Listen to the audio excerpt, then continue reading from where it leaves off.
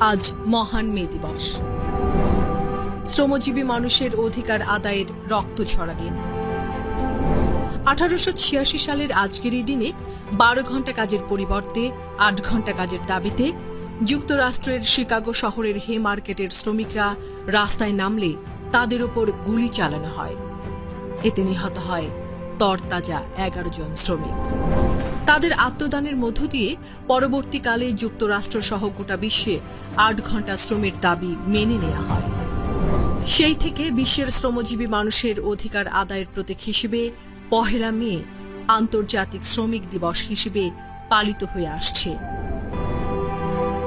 আজকের এই দিনে বাংলাদেশ টেলিভিশনের পক্ষ থেকে বিশ্বের সকল মেহনতি শ্রমজীবী মানুষের জন্য রইল বিনম্র শ্রদ্ধা।